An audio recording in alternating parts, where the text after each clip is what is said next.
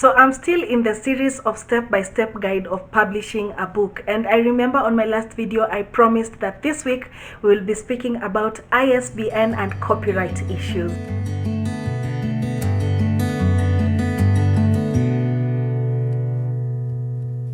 ISBN stands for International Standard Book Number. It's like a fingerprint.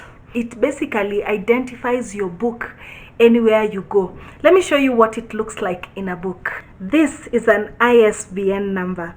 I'm sure you've seen it in many books, and what the ISBN does is just like a fingerprint. It identifies you in a crowd of books. So when your book is in a bookshop, whether in Nairobi, whether in the United States of America, whether in Kisumu, wherever your book is selling, an ISBN number identifies the book. It tells the accountant that a specific book has been sold. Usually an ISBN has between 10 to 13 numbers. It's usually imprinted on the back of the book, or where the copyright is, there's usually an ISBN number there as well. So in Kenya, to get an ISBN number, first you have to go to Kenya National Library Services. I think that's what they're called, but the Kenya National Library Services, you go there and then you apply for the ISBN number. You can buy them either in bulks or one as a unit. It depends with how many you are buying. The traditional publishers usually buy ISBN numbers in bulks because they publish their books in bulks.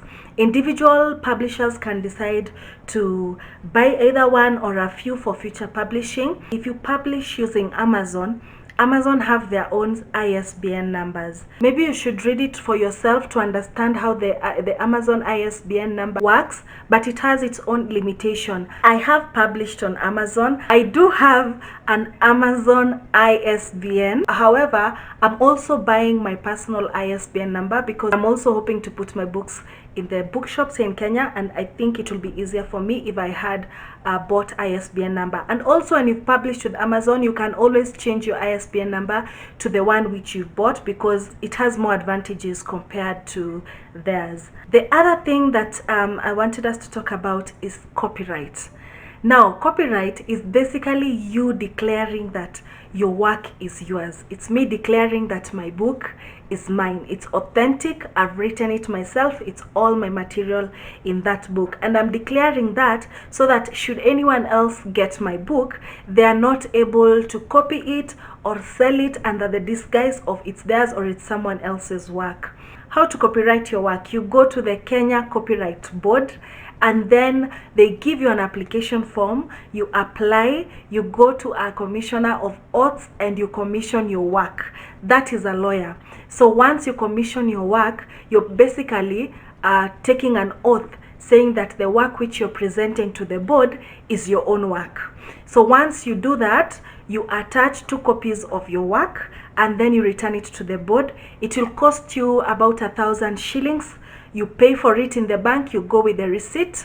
So once you go with the receipt, they will issue with a certificate within a few days. It's usually not more than a week, but let's just say within a few days. The certificate then will be a sign that the work which you are using is yours. Can you copyright someone else's work? No. You can copyright with their permission. Without their permission, you cannot copyright their work, basically because you will get into a legal battle with somebody. If I find someone else using my work in a way that I do not approve, I can easily take them to court and say, hey, this is my work. I'm the one who wrote this book, but this person has been purporting to be the owner of this work or has been making money using my book. Can you copyright your work after you've even put it in the market? Yes, you just need to apply and confirm with no doubt that the work that you're presenting is your own, and then you'll be issued with a copyright certificate. This is the copyright. You usually see something written. I'm trying to focus for you people. You usually see something written here. I'll just read it out. A chosen book, copyright at 1987 by the author of the book.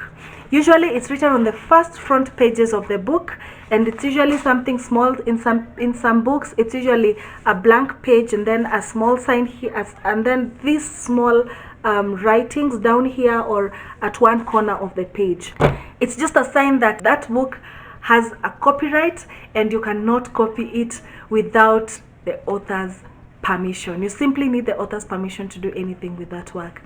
Is it important to have a copyright and to have an ISBN?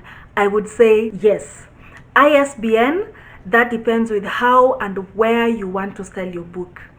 If your market is diverse, then I suggest that you buy an ISBN number. It's a unique number and it's only you who will have it. Is it important to have your work copyright? Yes. Amazon will ask these questions. If you want to publish with Kindle for Amazon, you will be asked these questions and you'll need to answer them truthfully. However, it's important that you have your work copyright so that if anyone wants to use your work, then it's easy for you to identify your work and claim it as your own. It also gives you bragging rights. The Kenya Copyright Board sits at NHIF building at Community. So that's where you get the documentation. You can, however, download the documentation, but that's where you return the bank slip and all the documents for you to get a copyright for your work. Those are some of the final things you will need before you actually publish your book. Now, I'm sure you're all wondering, I've been speaking to you about the budding tree. I've never shown you a physical copy. Join me on my next video. I'll be showing you the first printed copy of the budding tree and the mistakes that were done and the corrections that we made before we finally came up with a selling copy. Until next time, goodbye.